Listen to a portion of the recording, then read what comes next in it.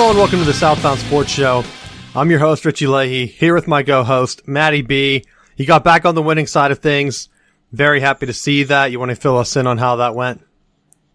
Yeah, we were on the road and definitely had a very physical matchup. With the team that we were playing, the coach that had hired me at Claysburg was calling the offense for Tussey, Coach 4, and the old defensive coordinator for Claysburg was now the head coach at Tussey. So it was some familiar faces playing across the sideline. Overall, I was pleased with how well our kids responded, because we tried to call them out and have them try to respond, be more physical, because we knew that with the last couple of years we've kind of taken them lightly and they've just kind of punched us right in the face. So it was nice to go in and be like, hey, if you don't want to hit, if you don't want to be physical, they're going to boat race you. So you better be on it. And they responded well. Now, I'll say one of the things that kind of drove me crazy was right off the bat, one of the first things the officials said was, we really enforced the knee pads. And I thought, well, here we go. We're going to end up with a bunch of really bad calls. That's crazy. I mean, I hate, and I have a lot of officiating stuff on this show already planned, so I don't want to go too far into it. But some of that I understand for player safety, but knee pads is one of those things where it doesn't make sense. I don't know how you feel. Well, that's always like, to me, it's more of a personal preference. I try to push the kids. Make sure you're wearing them. Make sure you have them in the right place. Like they're there to prevent injury.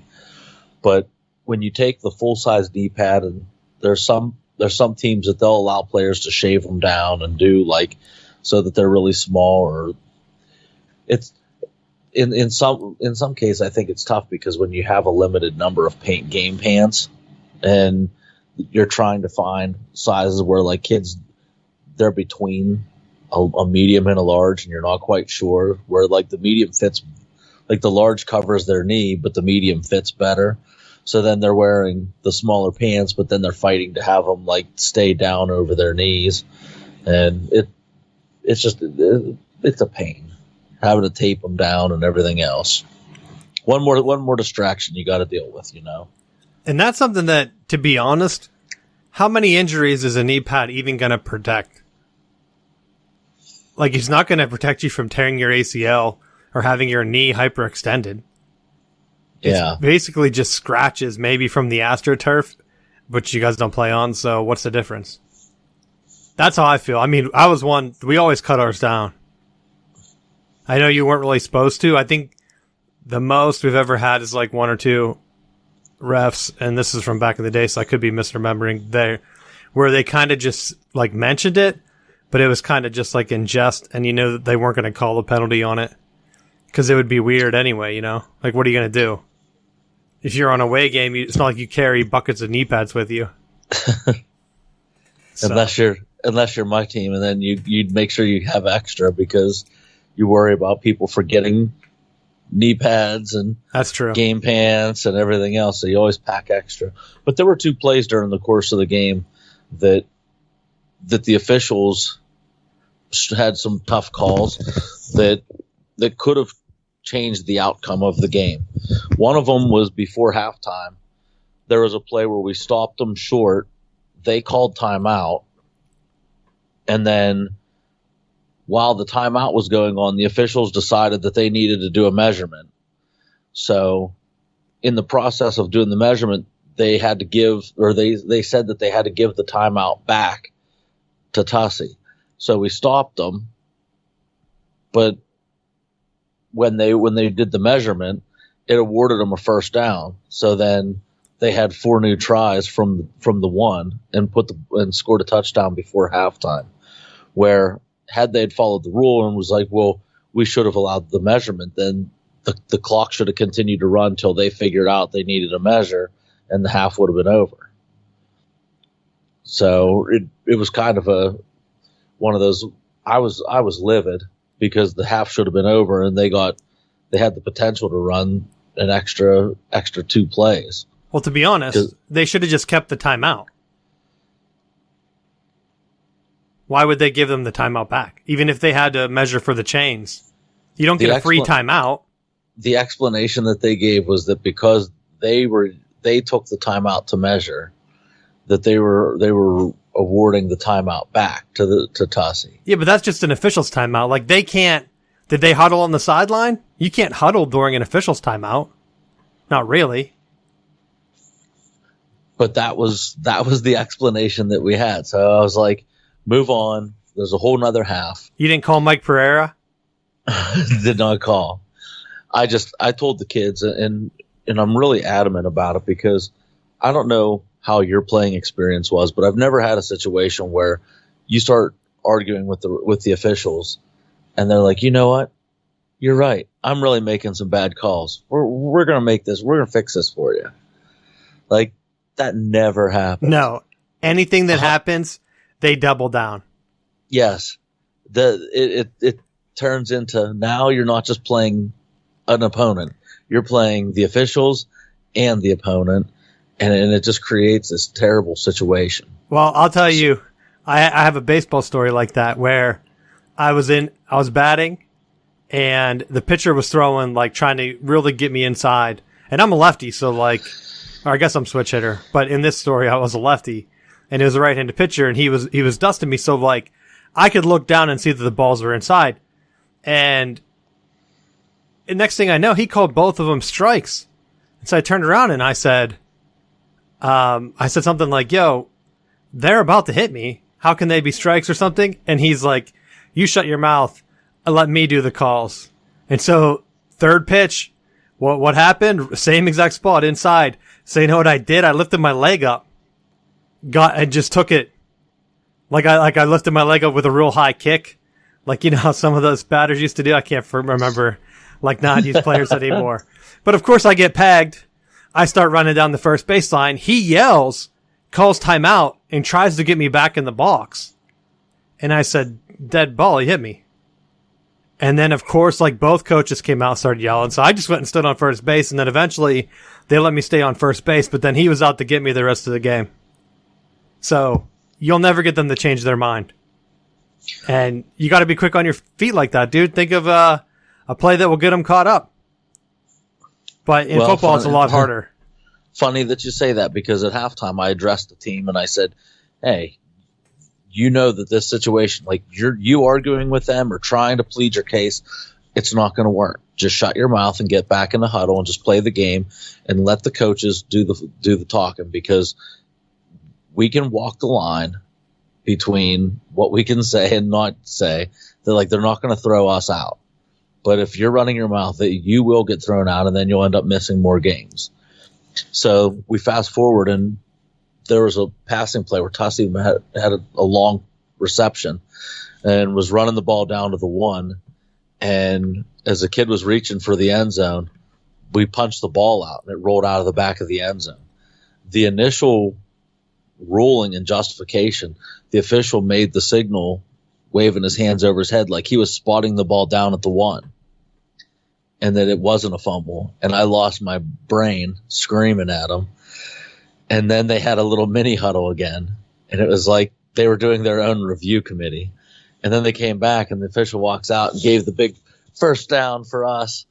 And it was like a huge, just like it flipped the field for us. It was huge. And their coach went off and ended up getting a sideline warning. He's like, I know. Like, he's like, you made the right call, but you ruled it, like, you called it down on the field. Like, this isn't the NFL where you can change your mind after the fact. So I said 100% that was a makeup call for before halftime. Yeah, so do you carry a clipboard on the sideline? No. I think you should. That way you can throw it onto the field, or you can break it over your knee like a Bo Jackson move. That'll really get him on your side. I think you need to go over the top. And what's the worst thing that can happen if you get ejected? Well, you missed 2 games. Oh, really? Yes. Never mind. I was thinking it's like college basketball where they're kind of just like, all right, you come back next week. Or like baseball. No. Bobby Cox always would get ejected. And then he was like the most. Is he still the most ejected manager? I think he was. He probably is. We went to that game in Atlanta. Did he get ejected that game? I can't remember if he did. I don't think he did, probably. That was like Chipper. No, it wasn't Chipper's last game. That was his last game, I think. I can't remember. It's been a long time, but that's what I think. You need to have your own thing. Like a punching bag or something you could just turn on and punch so that gets the crowd and the team pumped up. That's my strategy for you. But yeah, arguing with the ref never works. So you're better to just chat him up. That's my pro tip. I learned that.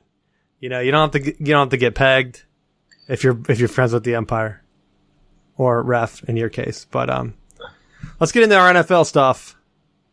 Roethlisberger on the injury report. It's not like I called it, that he was going to get injured. 2 games into the season. It's almost like, hey, he's back. Everything's perfect. What do you know? Second game, offense looks like garbage. It's not even fun to watch. Everything that people were attacking me last week, guess what? How many texts I got after the game this time, Matt? 0. Actually, I got 1. But it was like, hey, what happened? It wasn't like, hey, the Steelers running all over him. Wrong again. It's like, oh, you know what? The offense couldn't do anything. And then you have Ben out there getting hurt again. I mean, I'm sure he's going to play, but you can't tell me that healthy Ben being injured gives anyone any sense of confidence coming in. The Bills win could be the highlight of the season. We don't know how good the Raiders are. I have that as kind of my next topic. But I want to get your thoughts on the Roethlisberger injury first before we get into the other NFL stuff. Well, like I said, you watch some of the other older quarterbacks and they're very hands off. They don't have that pocket collapsing around them. They throw the ball away, throw checkdowns. Ben just stands in there and just takes and it's been a hallmark of his career that he's taken those big shots. And like having guys try to bring him down and he bounces off him and then launches a 60-yard pass. Like that's the way he's always played. But it just, obviously at this point it's not working because he always ends up, I'm surprised that it was a peck and it wasn't like his hand hitting it off the back of someone's helmet like he usually does. Well, I thought that they mentioned that he might have hurt his hand during the game. And I thought, oh, great, here's my topic for the show on Tuesday. Injured hand, like always. And everyone's talking about how bad the offense is. If you watch Matt Canada at Pitt or anywhere, that's not his offense. It's very clearly the same offense Ben has been running for 10 years. And the receivers are worse. You can argue with me about that, but I mean, it's pretty much a fact. It's not like he has a stud guy like Mike Wallace or Antonio Brown. Remember, Juju was up for free agency. No one wanted him. Then he had to save face by saying he took a pay cut. But it's not like he was in a bidding war. I mean, he took a pay cut anyway. So it's like, all right. And Johnson has how many drops? Ebron has how many drops? So you're looking at a place where, what are you going to do with the offense? It has to be fixed. Defense, great defense. I mean, they didn't look as great against the Raiders. I think Bush was out again, wasn't he? Was he hurt again? Which I think isn't a good sign this young into his career. I hope he doesn't have an injury-plagued career. But I just don't know. Like, I honestly don't know what else they can do at this point. You're pretty much going to ride or die with Ben. If he gets injured, where do you go? Do you go Haskins or do you go Mason Rudolph? That's tough. I mean, I think you gotta go with Haskins and see what he has. You know that with Rudolph, he's gonna be your don't crash the car quarterback. Like he'll make the safe throws. He's not gonna win you games and he's not gonna lose you games. Well, that's why I would go with Haskins too. Because I think you're at the point where you know what you have with Rudolph. We haven't seen any major strides from him. I would have liked to see him, and maybe it's the offense, But I mean, as long as Ben's there, until he's gone and his fingerprint's gone from that offense, and they get a new, because whenever Ben retires, like, you almost should just bring in a whole new offensive staff. That's my opinion, because the offense isn't working. And so then maybe Mason Rudolph, more of an air raid guy, you can kind of bring that in, but like, I think at that point it's too long for him. I just don't see enough. Haskins, you're still young. You can take that next step. Remember, the running game was supposed to be improved. Not really. I said that after the Bills game. So I don't know. For the Steelers output, like the fans weren't there. I did have Jeff went to the game, told us that there was an issue with the mobile scanners. So he said that the stadium did fill up. But I remember looking like late in the fourth or third when it was decently close game, and at least down low where they showed on TV, there were a good bit empty seats. Now, he did also say that that scanning issue messed up the concession stands. So I don't know for a fact if people were just like up waiting for food. Because I mean, if you've ever been to a game there, you know it takes forever. So it's almost like you have to plan. You can't go at halftime. You almost have to go at the end of the first quarter and try to get it out of the way. Or sometime with like right before the end of the first quarter or the third quarter, but the third quarter is always a mess too. So I don't know. We'll see. I know that they announced it. It was like 60,000 or something. It didn't look like that. It wasn't a full stadium. And at some point, you're going to hurt the bottom line if you keep rolling out. Because if Ben gets hurt so bad that he doesn't play, I don't see more than a 500 team here. I don't care how good the defense is. But you have anything else on it? You know, I think if Ben does end up missing some serious time, I think it may be something to just see how everything plays out with the quarterbacks, because you have almost an equal shot to get them reps and see how much of the playbook do you want to alter, because the style with both of them is going to be a lot different than what they would call with Ben. Well, look at what the Redskins did. Their quarterbacks get hurt. They find it back up in the playoffs last year. Now he's starting this year. They get a win. Was that Thursday night? Yeah, beat the Giants. So, I mean, the Giants aren't that good. I mean, actually, the Giants, I almost went heavy on them for the fantasy type thing, because I thought that they might turn it around. And then I was like, I don't know. They bring in Galladay. I thought that might open up the offense a bit to where they were getting into like some more high-powered shootouts, but it really hasn't seemed like it has happened.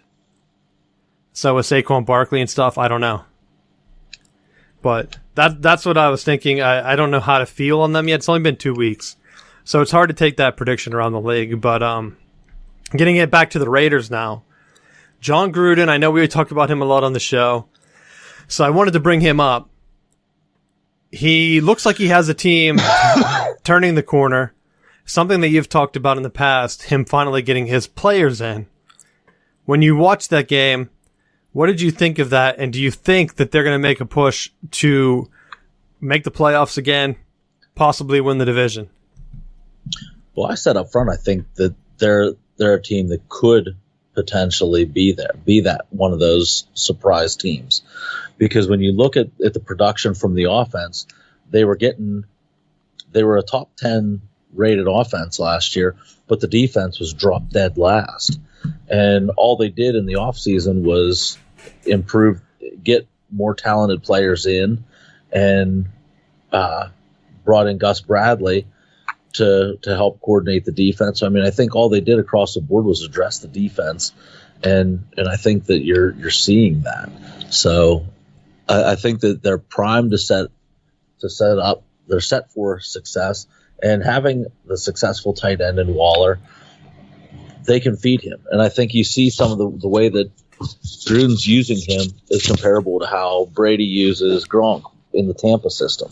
That having him out, having him in, creating mismatches, it's really stresses defenses. Well, I will say I did bring this on as a topic because I had one slight on him. he injured his backup quarterback running a triple option play. Did you see that? Yeah, it was a long run. It was a keeper. Yeah, I know. I had to go back through because I knew he had the long run, and then I thought he got injured on another play. I didn't realize he only had the one play. But why are you bringing him in the Wildcat type system, which is what you were doing? If you're running a triple option, why would you even risk injury to a quarterback that a lot of people had high expectations for? You bring in as your backup, it's like, oh. And then Derek Carr took that shot during the game. I thought, well, here we go. Gruden again. Bring it in the third string. Watch the Steelers come back. Mariota's out. Derek Carr. But then Derek Carr came back into the game. I don't know what happened to him. He got rolled into, and I thought, I can't believe that they're not throwing a penalty for it. Like, well, yeah. Because I did have that note down where they didn't call it on that one, but then they called one the next series, like the very next series, on the Steelers or on the Raiders whenever someone rolled into Ben Roethlisberger. And I thought, what's the difference? Yes. Because they said he was blocked into him. It was more than a second. I don't care if you're blocked into him. Like, in the NFL, like, hey, he's blocking me into him. I can kind of try to roll out of the way here instead of just like, oh, let's not just make a move. Dead body here, just floating through the air. You know? Yes. It was plenty of time where you knew you were going to hit his leg. Like, try to help the guy out. I don't know, but I remember now. Now I know exactly what play it was. But yeah, I had thought he got hit in the chest too. But maybe I'm thinking of a different play or player. I could be. I watched too many games, Matt. Because when I was watching it, I thought the play was over, and it almost was like a really bad version of when Carson Wentz got or when Carson Palmer got hurt. Because it didn't happen super fast. Like the play itself, like it was really slow. It wasn't bang like when Palmer got hurt. It was like a bang bang drilled in the leg play. With Cars, it was like the throw happened, and then it was like 2 seconds later he like touched his leg. It almost on first watch, it almost looked like he was like trying to go down to fake like, oh, he hit me and trying to draw a penalty. But then they had him in the tent. I'm like, he hurt, like he's seriously hurt right now. Yeah. And that's what I thought had happened to the car. I thought, oh, great. And then I went back to that first week where Mariota was hurt. I don't even know if we talked about it on the show, but I was like, he's gone. And Gruden just screwed himself now. But, I mean, what a warrior. I honestly think some players are more prone to injury, whether it's through diet or like we talk all the time about overtraining. Because you look at some teams like the Ravens, every single guy getting hurt, it's the training staff. I would put money on it. I would make the change. And the funny thing is, Jim Harbaugh in college had the same issue. His own brother, you know how they always talk about like they trade coaches a lot and stuff? I almost wonder if they're kind of running the same workouts.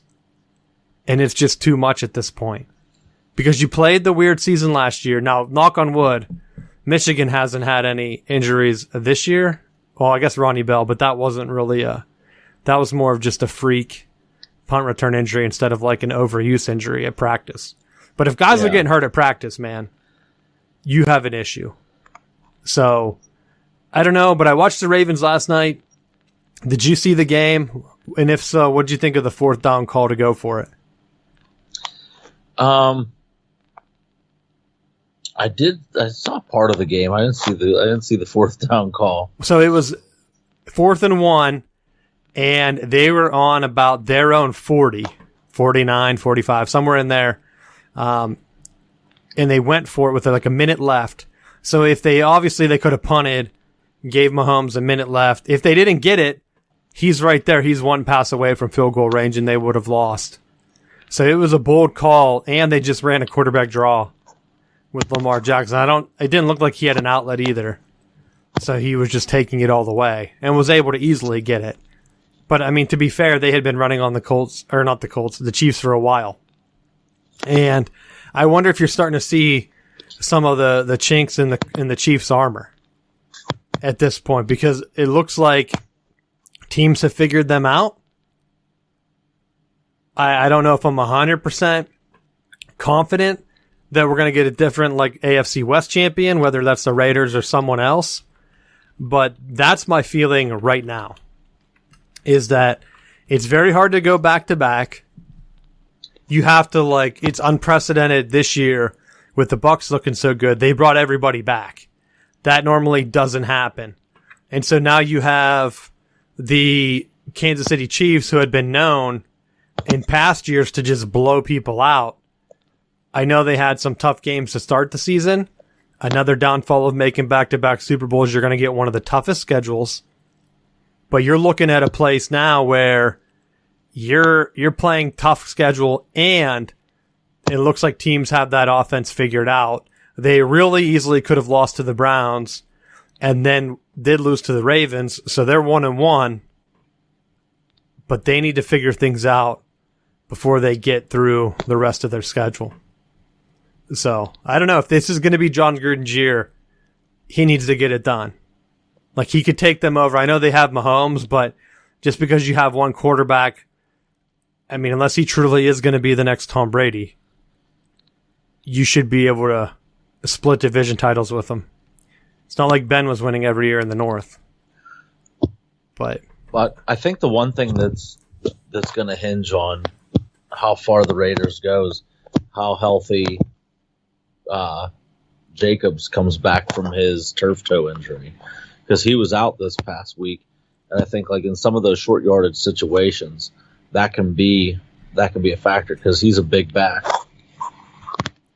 That's true, but honestly, they didn't really look like they needed him. But the AFC doesn't seem as strong this year, but it's hard to tell because I think on the NFC side, you have the Bucs. They haven't been as strong, but you have the Matt Stafford Rams have looked pretty well. But I want to know, do you think the Cardinals are for real? I thought so from the get-go, because I think with the receivers that they have, with signing the veteran A.J. Green. Has he even done anything? I don't know. I'll tell you, because I got Rondale Moore. He was one of my safety picks for $1. I haven't played him in fantasy because I'm an awful GM and I make poor decisions. But, which is a joke because my team is clicking. I outscored everyone this week. I should be undefeated, let's be honest. I have the highest points in my division. I just had a poor week one matchup. But I have him ready to go. And I almost thought, I have, Morey, the Bears second receiver. And I was like, you know what? I should just put in Rondale Moore. But he's like their fourth receiver. Is he even going to get the ball? And he had 2 touchdowns.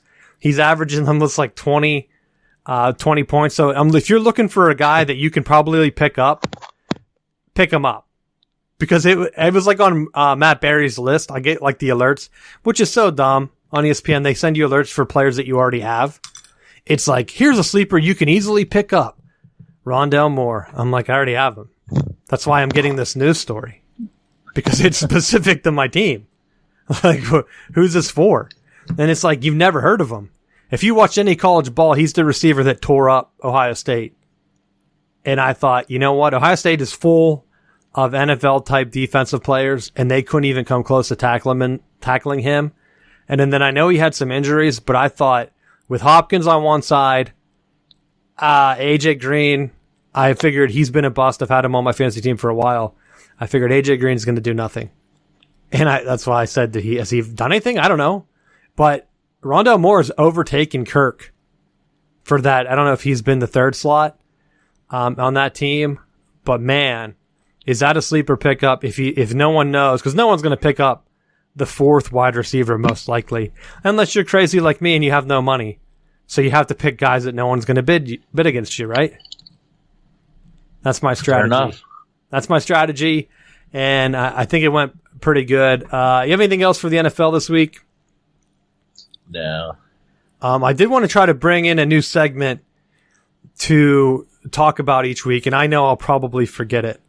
But the NFL sent out this thing where they were talking about the top 10 NFL unbreakable records. So I'm going to try to remember these. We're going to kind of go through the list, one each week. But the first one, most touchdowns in a season, LaDainian Tomlinson. He had 31 in 2006. Do you think anyone has a chance to break it this year? I don't know. I mean, with 2 weeks in, I think you would really have to be scoring at a pretty high rate early on if you're going to catch it. Well, don't forget, too, because I honestly think that it is going to happen, but you also have the extra game. You have an extra game, but I also think that also means the extra risk of injury, of sitting out. So I do think that it's going to be a challenge to get it, but I don't know that it'll be this year. I think it has to be consistent. I'm looking at, I know Derrick Henry had a gigantic week. This week he had 3 touchdowns. You would almost have to have performances like that. And I mean, he's a back that they use in the goal line all the time. So if he's able to get it done, that would be kind of my pick, because receivers aren't going to get as many unless, because that's averaging like what? 1 point something a game, almost 2 touchdowns a game. Yeah. Really? So, and maybe it is 2 touchdowns a game. But if you're able to get 3, but he also had a goose egg the first week where he barely had any fantasy points. So it's almost like a Dr. Jekyll and Mr. Hyde. That's why my team lost that first week. If he remotely shows up, I'm 2-0 in the driver's seat. But now, Derrick Henry, why? And to be honest, remember I talked about my draft, how I was just trying to bet him up. I had no intentions of getting 2 running backs. I couldn't think of his name. I was talking to people this weekend, and I'm like, crap, which running back do I have? I know he played at Bama.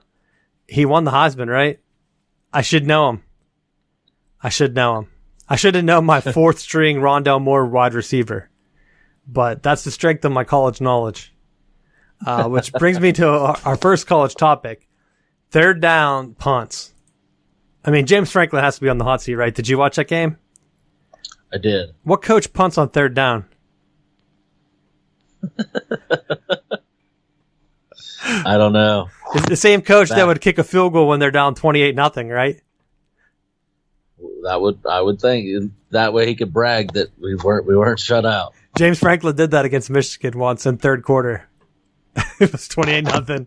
He kicked the field goal, and then he had a notebook. He wrote some notes in it after. And I always wondered what he wrote down. Dear diary. Like, not shut out. Yeah, baby. Got him. That was one. It ended up being, that was like one of Harbaugh's first years, but it was at the big house. It was early. I think Peppers went off in that game with like a punt return almost for a touchdown and some other big plays. But that's the one that James Franklin that always stuck out to me, because I saw him coach against Brady Hoke in person, Michigan under the lights 3. And I always wondered, like, what's Franklin's like deal? And I kind of respect what he does. And that's kind of where, if I'm looking at a coach for USC, I know I talked to a couple Penn State fans over the weekend. They still want him gone. They think that him going to USC would be a blessing in disguise. But would it? Like, I know Penn State had success under Bill O'Brien, and you have some of the history to get recruiting, but like, so do a lot of other teams. Like, you almost have, even if you have, like Michigan had a Brady Hoke, where if you're trying to do in-game coaching and that's not your strong point, and you're at a big program playing tough opponents every week, guess what? It's a lot harder. Brady Hoke's back at San Diego State. He just beat Utah. He didn't beat Utah at Michigan. So it's like, okay, maybe that's more your element, where you have kind of like the underdog role. James Franklin is very good at delegating his coaching to his assistants. When he has poor assistants, like the offensive coordinator that's currently at Washington, when he was at Penn State, the offense wasn't good. When he had Moorhead, the offense was awesome. So now he's kind of settled in where I think he drives the direction, where they're a run-heavy team. But some of that, I think he just hires coordinators that fit what he wants to do. A lot of deep shots, a lot of long screens. That's the number one complaint that I heard this weekend. Why is he running so many long long screens. They have no mid passing game. It's all runs, screens, and deep throws. But for whatever reason, it seems to work. Right? Yeah. I mean, the runs wear down the defense to the point where the deep throws get open. And I noticed that Michigan has been running a similar system where the run game has Harbaugh's fingerprint all over it. But the passing, that's the one thing that's been frustrating me. And I know Josh Gaddis worked for Franklin, so maybe that's where he picked it up. But it's like, why are you running like these weird screens and stuff? Where is the immediate passing? Intermediate passing like Mike Leach would run, or like the short like slants and stuff. Like it's almost gone from both of those teams.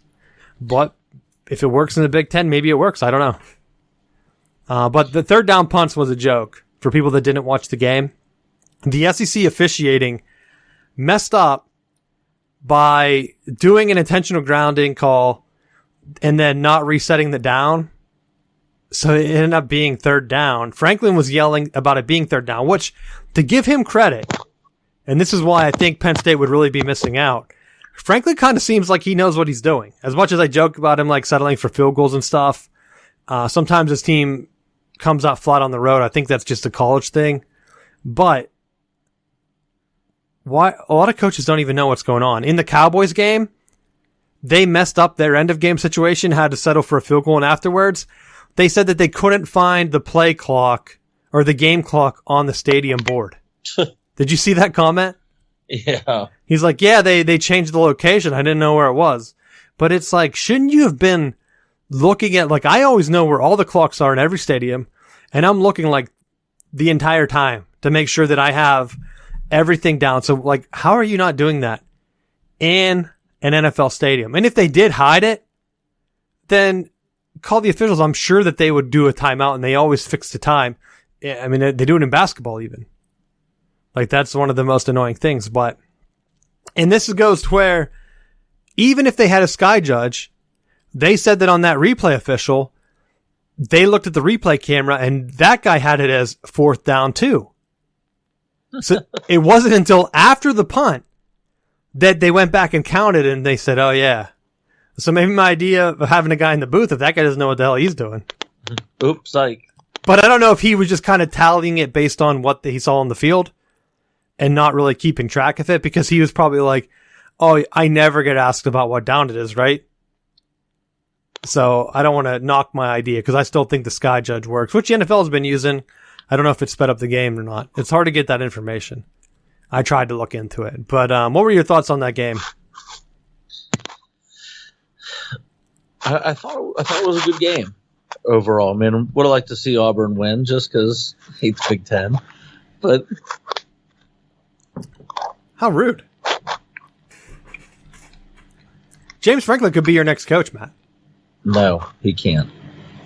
You think Norvell's surviving? Well, hold on. We'll save that for later. But he already owns that property in Florida. Remember, his family was moving down there. Yeah. Him or Scott Frost, who would you rather have?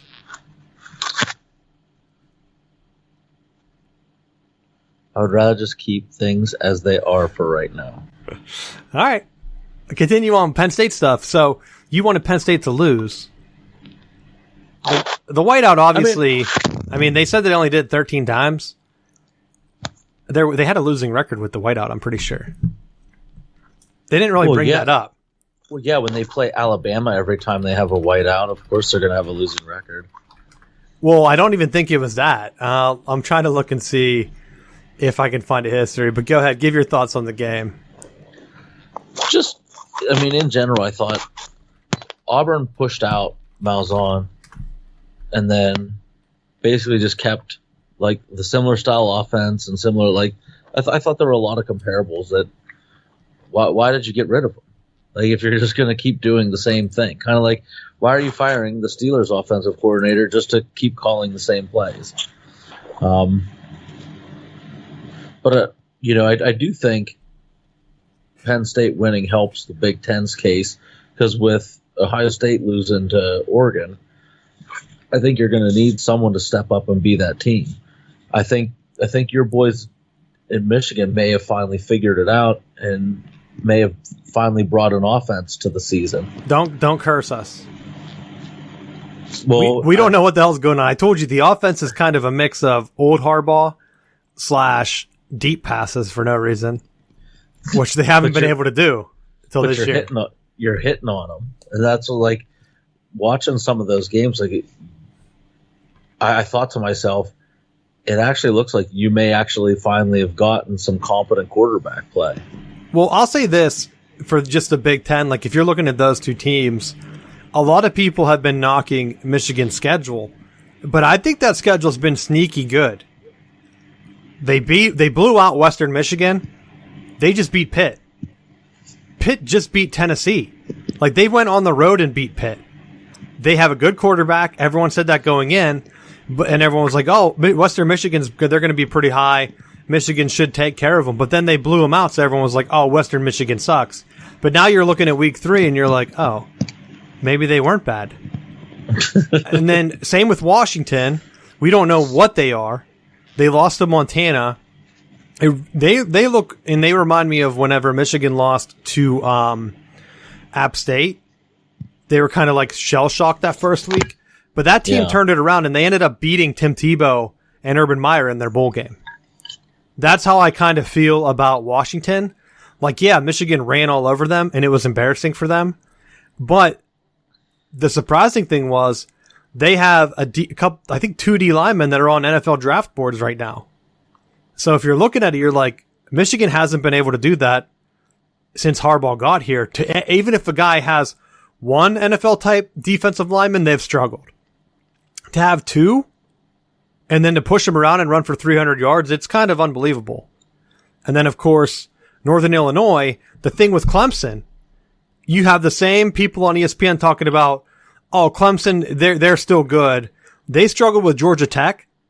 Georgia Tech lost to that Northern Illinois team that Michigan had 9 straight touchdowns on.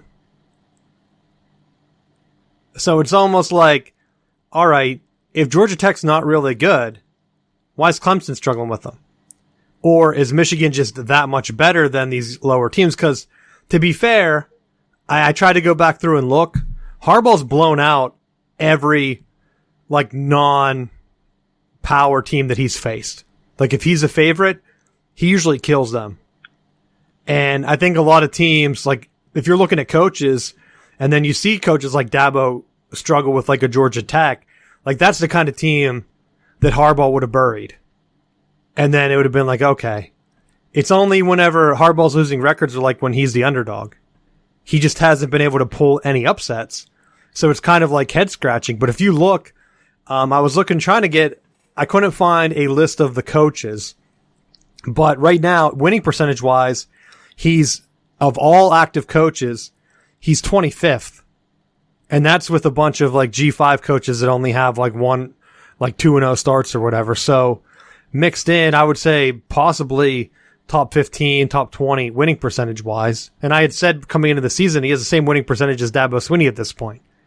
This was the point where Dabo Swinney really had Clemson click. Deshaun Watson, maybe you're right. Maybe he finally has some quarterbacks that can hit the deep throws and they can take that next step. I just don't know what it's going to be. They play Rutgers this week. Shiano, that should be a good test. If Michigan blows them out, you're going to hear the same thing. It's like, oh, they were supposed to blow them out. If they play a close game, it's going to be, or if Michigan loses, it's going to be like, oh, same old Michigan. Harbaugh needs to be fired. I just don't know at this point. I could see it going either way. The only thing that stinks is like Harbaugh's been known to just crush Rutgers, except for last year when they went to overtime. But that's the one thing where, is he going to be able to get it done? Because if he blows them out, then they go to Washington or Wisconsin. That's going to be the first test in 2 weeks. We'll know. Penn State beat Wisconsin on the road. Michigan also has to go to Wisconsin to play. I mean, talk about Wisconsin. I don't know who makes the Big Ten schedule, but it's such bullshit. Why would Wisconsin have 2 of the top teams from the other conference they play every year? Like, it seems like they always play Penn State and Michigan. They never play Ohio State for whatever reason. Got to preserve that Illinois and Purdue game for Ohio State, you know. Keep things nice and clean for them. And then Penn State also gets screwed because they have to play Iowa, which might be a Big Ten precursor game. That could be the championship game, just revisited. Because the tiebreaker, if Iowa only loses the Penn State game, or vice versa, Penn State only loses the Iowa game, they'll meet again in the championship game because of the tiebreakers. But we won't know for another week. That's the thing. You got to keep winning if you want to get to that point. Ohio State could still recover. The one thing that stood out to me, their defense, it's a mess. Did you see that they replaced their defensive coordinator already? Yeah. So they had hired Greg Madison away from Michigan. He was our D-line coach. He got demoted after Brady Hoke left. He was the DC for Brady Hoke. He was co-defensive coordinator. I didn't realize that he had retired in January. So I wonder how much of the defense that they've had the past couple of years was because of him. He was a D-line coach for the Ravens when he won the Super Bowl. I could be wrong. Obviously, like I said, John and Jim have like friends with the program. He's a Michigan guy. He's been coaching there for a while. So for him to go to Ohio State, it was kind of a shock. And he kind of said, well, they were just promoting me to co-defensive coordinator from D-line coach. Makes sense, a business decision. But now with him gone, they were trying to push that Combs guy. Yeah. Had no experience. And defensive line hasn't looked good, which was Madison's specialty. And the secondary has looked awful. So they haven't done anything good on defense.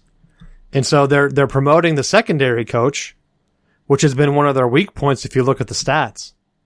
So it's almost interesting to see how this is going to turn out for them. Yeah. I've said it before. Urban Meyer being in the NFL, taking all of his other guys there. If you went back last year, anytime there was a pre-show, where was Urban Meyer? At Ohio State's practice. He's not there anymore.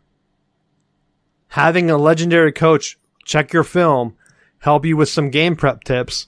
He's obviously not doing that this year. He has enough struggles on his own. I don't know what to think of Ryan Day. What do you think of him as a coach?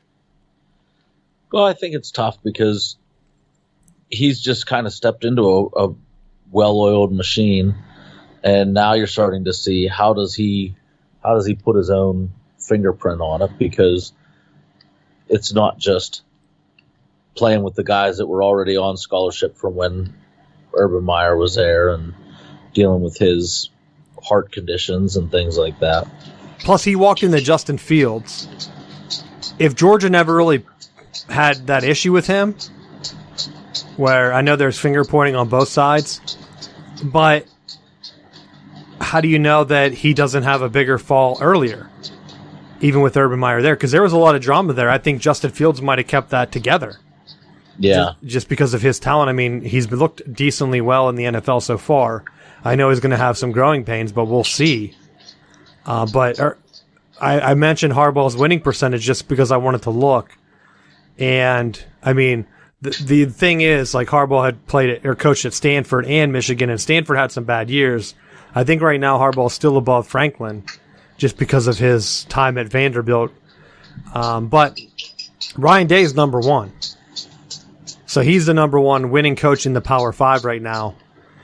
And that's just because they've only lost 3 games with him. The Oregon game this year and then the 2 playoff games. Is he going to have a complete fallout? I don't know. This is going to be his first, really try. And, with that, did you see that they also had that recruiting site issue? No. So one of their former, and I guess we can talk about it, it's pretty public, but one of their former players was part of Buckeye Scoop. I had never heard of it. It's supposed to be a recruiting blog type site. And the university put out a statement that they had to disavow him because he was paying players for intel for the site, which obviously is a violation. So when they found out, they distanced, how they cut people from the program. And then there were a bunch of other things where if you want to look it up, that's the gist of it from what I got. But that has to be another thing too. But one of the things that they had also said was now there's players that are kind of infighting, which they never had before with Urban Meyer. So you have a new coach come in, and another off the field scandal, whereas a former player that was obviously close with players, if he's paying them, for intel, right? I don't know how many players are named or how long ago this was. Yeah. But this will be, I mean, to be honest, I don't think Michigan will beat them. Until it happens, I'll always pick Ohio State.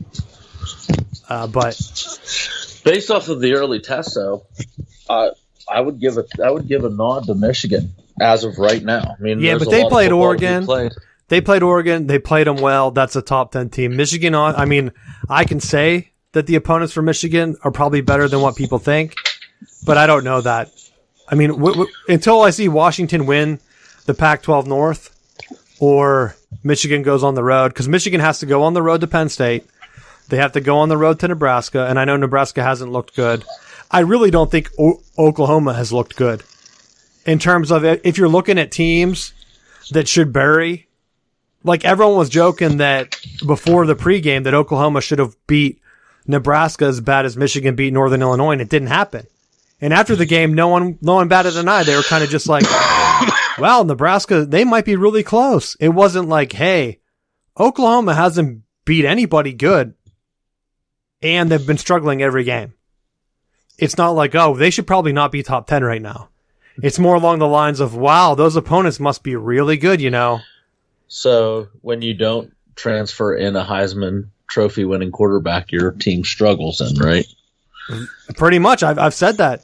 Ohio State, like, there's people calling for them to bench their quarterback, and it's like, yo, you transferred in a guy that was like one of the top guys. You have to develop these other ones. What are you doing? Nah, just hit that portal. You can't just be like, yeah, we have to bench you for another unknown guy. I mean, to be honest, before the biggest tweet that I saw, or the one that stood out the most to me, was someone had said if Fields didn't transfer, Ohio State's starting quarterback that year was Tate Martell. So in terms of like recruiting misses, we don't know what kind of coach like Ryan Day would be if he had Tate Martell instead of Justin Fields. But we don't know. Right now, if I had to put money on it, I think the Big Ten Championship is going to be Penn State, Iowa. And I think it's going to be a rematch. Whoever wins the first game is going to lose in the championship game, just because I don't think you're going to win the rematch. So if Penn State goes to Kinnick, beats Iowa, I think Iowa will win the Big Ten champ. If Iowa beats them at home, I think Penn State wins the Big Ten championship. That's my prediction right now. But I really don't have anything else with the Big Ten. That's pretty much it. Indiana's kind of been out there. I know they struggle with Cincinnati. The big key game this week, Wisconsin at Notre Dame. Or I guess not at Notre Dame. Isn't it like at Lambeau Field or something? Who do you got in that game? I don't know. What do you think? I'm thinking that Wisconsin beats them. And I think that kind of just puts their playoff chances on ice. Because it's the big noon game. It's technically, I think it is kind of like a Wisconsin game, even though it's not there. Or it's at Soldier Field, maybe. I don't know. I think they had a home and away, but they were both neutral site games, which is kind of idiotic to me. But I don't think Notre Dame's good. I predicted it after the Florida State game where they just didn't look like a team that was put together. They made some idiotic coaching decisions. They've struggled every other game I've watched them. They didn't look good versus Toledo. They should have lost that. Purdue, I know they got the late touchdown. They should have lost to Purdue. So you could make an argument that Notre Dame could very easily be 0-3. I mean, if Florida State makes some other decisions, and then those other two games go a little bit different, why not? So They go to Wisconsin. I think Purdue plays Wisconsin and then Cincinnati back-to-back. I think they lose both of them, and they're done. I think that they're out of the playoff discussion because they have no other chance other than UNC, which I don't think will be ranked at that point, unless the pollsters are just trying to give Clemson a bump, because there's really no reason for UNC to be ranked right now either. But I don't know. What do you think? I mean, I think I'm pretty much just agreeing with what you're thinking. I mean, I don't know.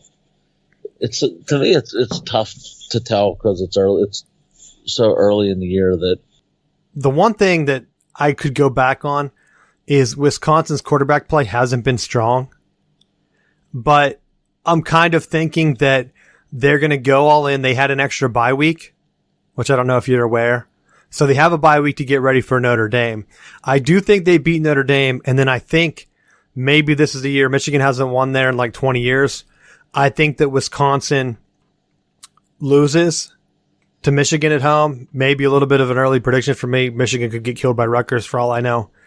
But I think that just the excitement of playing Notre Dame on a neutral site game, big ranked matchup, and then having to go back home and then try to get it up again. It just seems like Wisconsin, their schedule isn't doing them any favors this year. I'll say this. They have Wisconsin listed as a 6.5 point favorite. I don't know that they're almost a touchdown. I think that's just because of how bad Notre Dame's been playing. I mean, in all reality, that's what it is. Plus, Notre Dame's playing Wisconsin's quarterback that they didn't want. So that could have something to do with it. But that's what I think. I think that's the big game, the main big game that we have this week. Let's get into the ACC stuff. So I mentioned it. Pitt lost to Western Michigan. An awful game for the ACC. I don't know. Like I said, if you watch the game where Michigan crushed them and Pitt was one of your only undefeated teams left in the Coastal, and they were talking about, hey, you're on a chance to possibly pump Clemson back up or have the winner of that game make the playoffs, you lose to Western Michigan, you're pretty much done. I don't see how someone can call that a quality loss. I mean, Western Michigan could run the table or whatever and get into maybe the MAC championship, but you're looking at a team that they played Michigan and got killed. So that's who you lost to. It's not a good look. Michigan State, the team I said, has looked like they're back. Beats Miami. I mean, at some points it looked worse than what Alabama did to them. So, which makes me think, what's going on with Miami that they can't make adjustments week to week, So I think Diaz is on the hot seat. He has to be gone, I would think. Don't you think? See, I just find it. I find it tough to say you're going to have them. You're going to have these coaches on the hot seat going into week 4. Matt, they have Harbaugh on the hot seat. They say if he loses to Rutgers, he's done. And you know what that's called? And he's been with it by he averages 30-point wins, 40-point wins so far. Do you know what that's called? Craziness. It's called a losing business model. Well, he already took a pay cut. Hypothetical. Now they're winning. Hypothetical. They lose to Rutgers. They fire Harbaugh. Who are you getting to coach Michigan? Oh, they'll pay for Matt Campbell. That's who everyone wants. That's what they're looking at. And to be honest, Matt Campbell hasn't beat higher ranked teams either. I think he's 0-5, someone said. Or maybe that was the Iowa rivalry game. Same as Harbaugh. So is he going to come in and beat Ohio State? You almost need an Ohio State team to beat themselves. Maybe this is the year to kind of give your team that edge. Or maybe it's just going to be a natural because Urban Meyer's gone. And that was the thorn in his side. I don't know. But for Miami, they can 100% do better. If Harbaugh was starting 1-2 with 2 blowout losses, I would be on board. Okay, yeah, something needs to change. It's not like the Alabama loss, perfect. That's fine. But just to get blown out by Michigan State like that, it's okay, you were ranked. Now you're done. There's no one left in the Coastal that's undefeated. You're down to Wake and Boston College in the Atlantic. And to be honest, as I was putting this together, someone was tweeting out how bad the Pac-12 looks. Even worse. They have only one undefeated team, Oregon, I mean, Oregon has a better win. So if I was putting it head to head right now, if both teams went out, Oregon and Clemson, I mean, obviously Oregon would get the nod over them. If Oregon loses one along the way, you would think that Ohio State win is going to put them ahead of Clemson. So just in terms of the Pac-12 looking so bad, the ACC hasn't looked any better.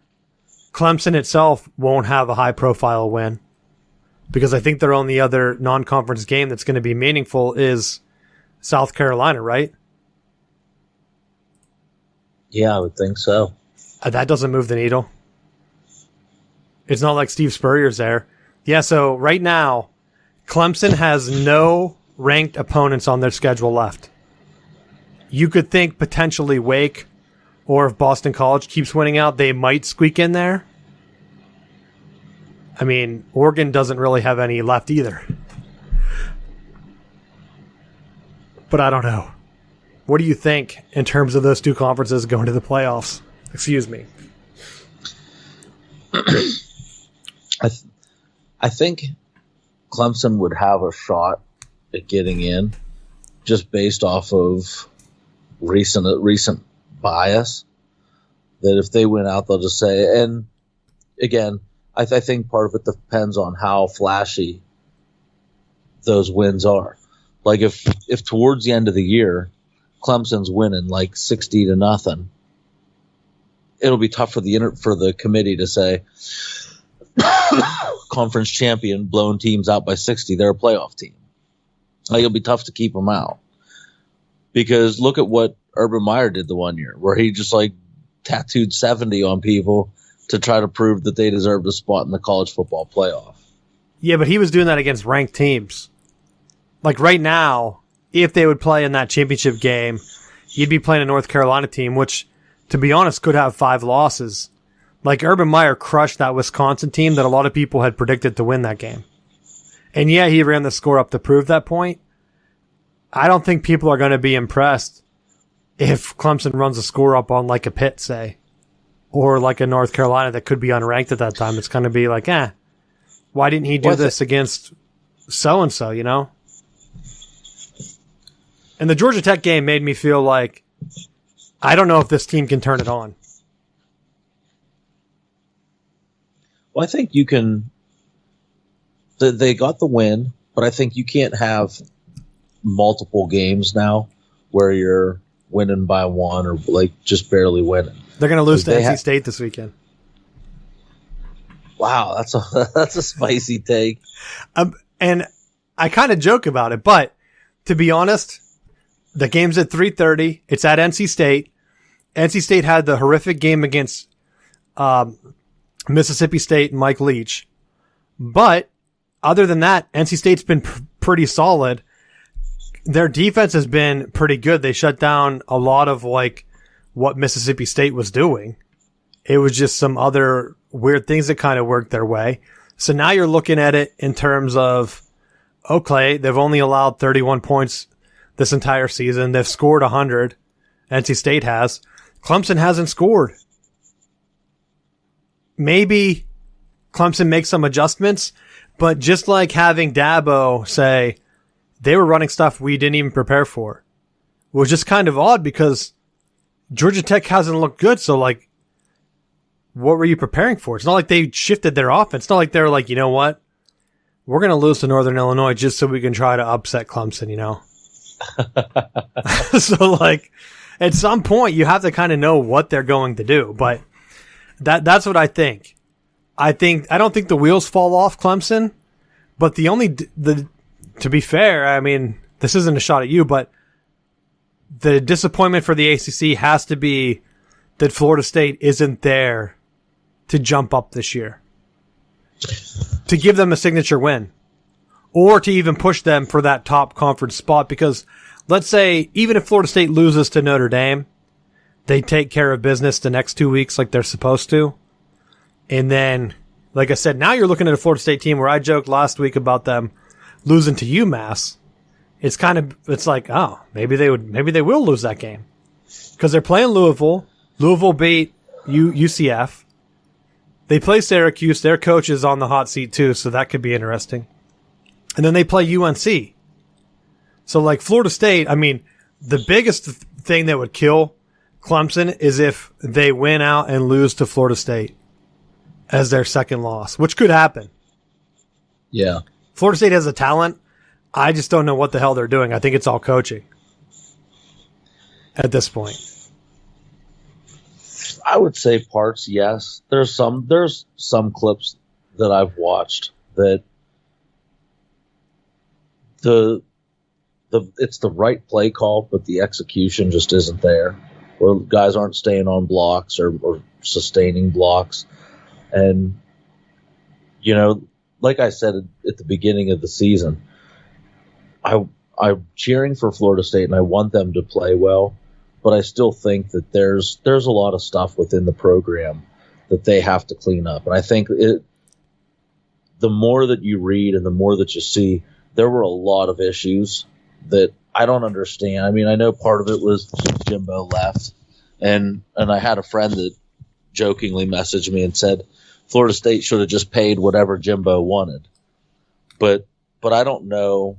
Wait, you text me that. Did you just recycle a text? Yes, I did. But in doing so, you know, I don't know if the issues were there already with Jimbo stopping recruiting when he went to A&M, and then you follow that with the Taggart debacle leading into Norvell with COVID. It's almost like this is his true first year of having a consistent recruiting cycle, of having his guys a full spring, the blah blah blah blah blah blah blah blah blah. That now, like, I think they look more polished this year than they did last year, but there's still a ways to go for them. That I think they're 2 to 3 years out, like I said before. Do you think they fire him? Well, I guess they can't afford him. I don't think they can fire him. Is the issue? Yeah, they can't afford it. They're out of money. But I would say this though: if you're constantly changing coaches every 2 to 3 years, guess what you're not doing? Playing for national championships. Winning. You're not winning. Or they're getting in scandals. I mean, either way, you're not winning. Coach O, I mean, LSU and Ohio State, they could be fighting through coaches. Who knows what's going on there? Well, just wait, because if you can get caught in a cycle of suck real quick, that you fire a coach. Oh, you hire this guy, fire him in 2 years. Oh, it's this guy, hire him, fire him. Well, to be fair, that's where I think Florida State, and they should have the clout, where they're a team like whenever Michigan went through their coaching search, like they hired Rich Rod. He was like the hottest coach. Like he was almost at Alabama. He turned it down, didn't he? I think his wife had something to do with it. So like he was almost Nick Saban. They wanted him number one. He went to Michigan instead.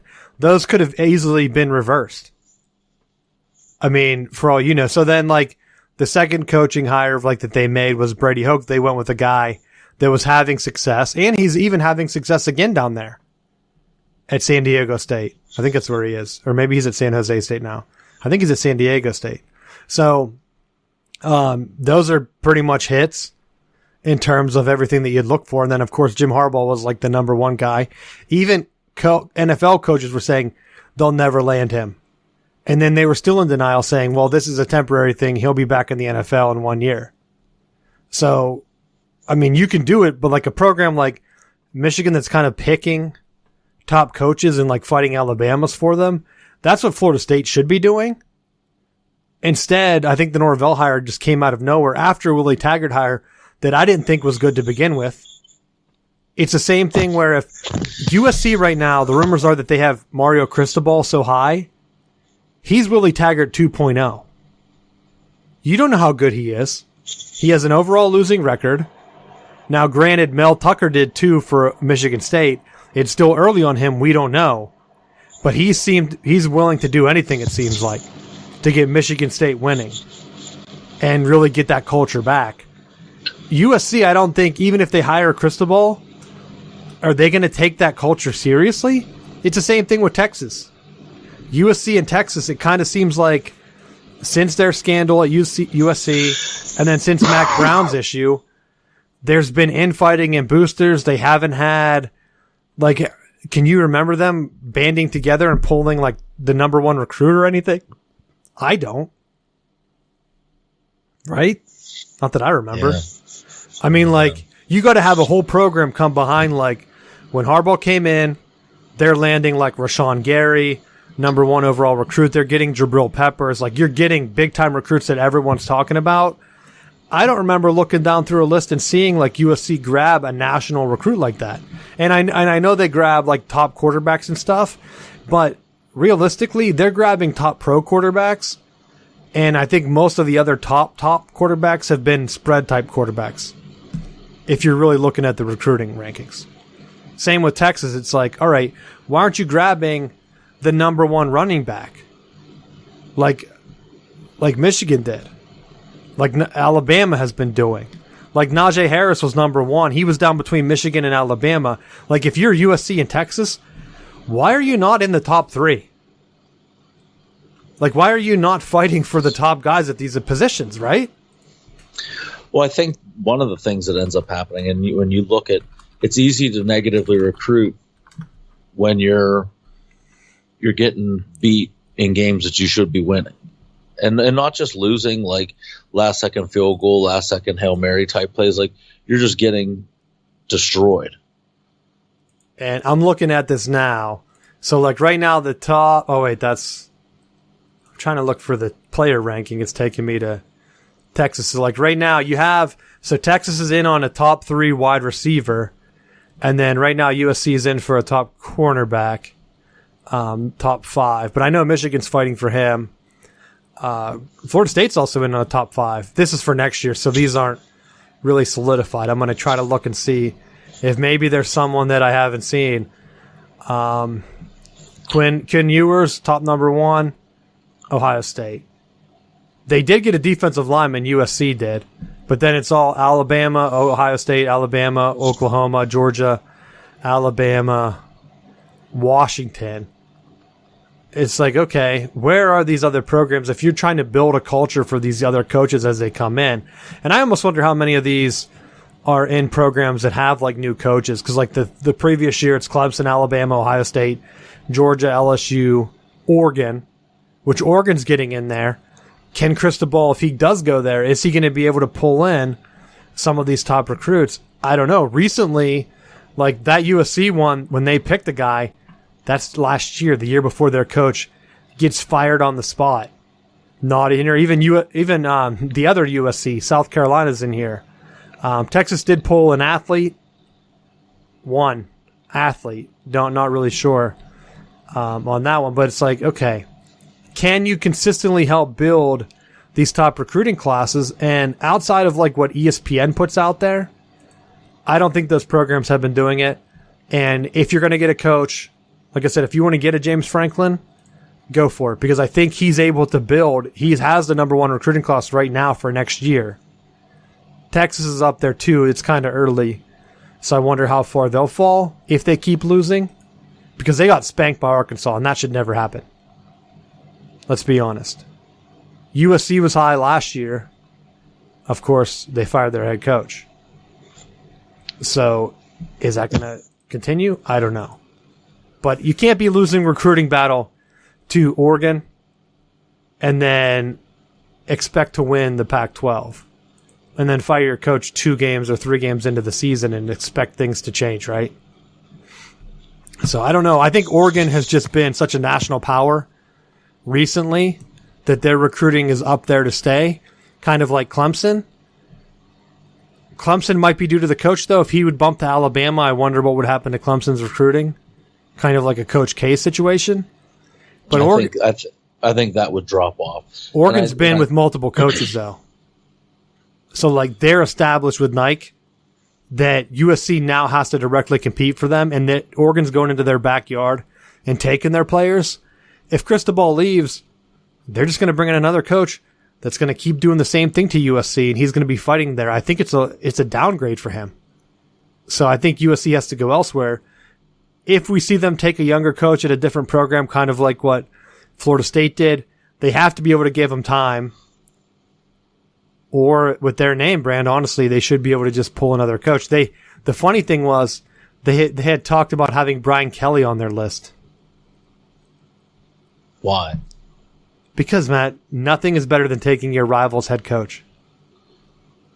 That would be like Ryan Day jumping to the NFL after this year. He's like, peace out, this sucks. And then Ohio State just hires Jim Harbaugh. I'd be like, okay, weird. Weird, right?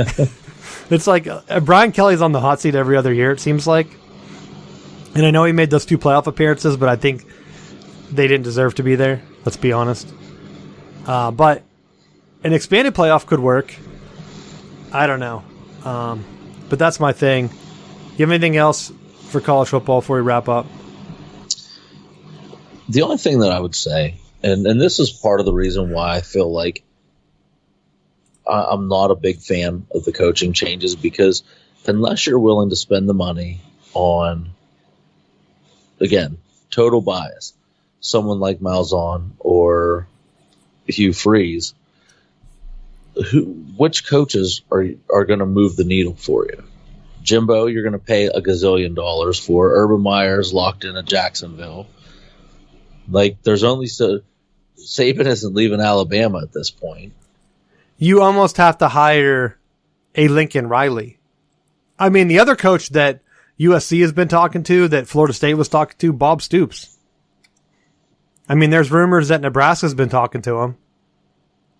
They're talking to him, but he wants to get back into coaching. He's been coaching in the XFL or wherever the hell he's been coaching. He was in the XFL, but look at his last couple years at Oklahoma. It wasn't like he was setting the world on fire. And I'm not saying that he wants to get back in, because look at Peterson, Chris Peterson from Washington. Yeah, I mean, that was USC's number 1. Everyone glossed over it because it happened like the very first day. It was like Chris Peterson turns down USC's talk. It's like that was the very first guy they reached out to. And they thought they could get him. And he was like, no, I'm not going there. I don't know if he would leave, but like their coach has to be on the hot seat with how they've fallen off so drastically after him. And that's where, like, if you look at guys that have been following legendary coaches, usually it's not that good. It's not Ryan Day good. So he's an anomaly. Lincoln Riley's an anomaly, but both have failed to win a national championship in the early years, which is usually a telltale sign. If you don't get it then, and you're already at that high level with that much recruiting from the legendary coach, you're not going to win one. Like, it's very rare that it happened. Maybe Jimbo. How many years was he there after Bowden? Before they won their championship? A couple. Like, it has to be within 3 or 4. Then you have the other type, which is like the Dabo Swinney, where you take a program that's not at that level, and then it takes a while to build it up a little bit. But I don't know. I don't know what's going to happen. I did have 2 other things I wanted to mention. First, we talked about Ohio State. I didn't mention that their stadium, only 70-something thousand people showed up. It was their lowest attendance in like 50 years on Saturday. So I think that in terms of like talking about their coaches with Ryan Day, something is weird going on with that program. Like, the excitement's not there. The fans aren't going to turn out. And it has to affect recruiting, I would think. Maybe it doesn't with the NIL. And it might take a couple of years to see that downfall really happen. But that's where, like, if I'm Michigan or Penn State, if our coaches are getting 10 wins again this year or more, and you're close and you're seeing Ohio State, maybe they don't beat Ohio State, maybe it's a close game. I mean, Penn State's been playing them close. I think Franklin has 1 win there. Harbaugh has none. But those are the 2 coaches where if you can win the conference championship, maybe like you're saying, Matt, you stay the course. Because it doesn't look like things are going good at Ohio State right now. And well, I don't know why. Just, you brought up the good point of last week that, who was it? Is it Harbaugh's record is comparable to Dabo last week? Yeah, I said it this week too again. I bring it up anytime I can. That it's like, you can them. I mean, you can totally just fire them and let them go. But there's something to be said. Like, there's going to be times where there's injuries, where there's certain players that you're expecting to fill roles and they just don't do what you need them to do. And you're going to have a down year.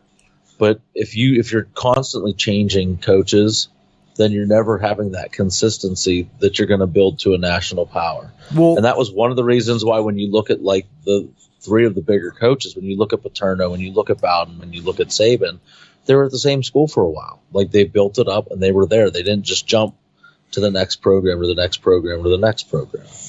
I would even throw Dabo in there because there were rumors of him trying to get pushed to different programs. And instead he stayed at Clemson and won the national championship. But with Harbaugh, I think some of it was self-inflicted. He was taking so many transfer quarterbacks instead of, I think he was looking for the quick Band-Aid of like, hey, I need to get this done. And I think he had some personal issues too, where off the field stuff, it seems like that's taken care of now. And from the recruiting side of things, recruits are once again excited about Michigan.